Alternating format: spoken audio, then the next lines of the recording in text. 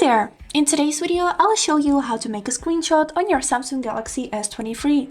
Let's get started. So, to make a screenshot, we would need to press the key combination, which is power button and volume down button. This is the power button on the right edge of your phone and volume button, the lower part of the volume button. So let's take a screenshot. I'll press these keys at the same time and let's see what happens. The screenshot has been successfully made. And now we can take a look on it in our gallery. Here is it how it looks. And also let me show you one interesting type of screenshot.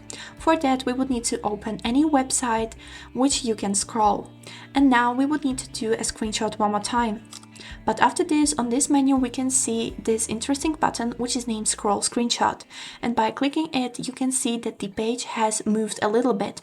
So let's take a look how this screenshot looks. And this is it. As you can see, it's a little bit bigger than basic screenshot. This is named Scroll Screenshot, and with the help of this function, you'd be able to capture a whole website. So let's test it one more time, but we will click this button a few more times.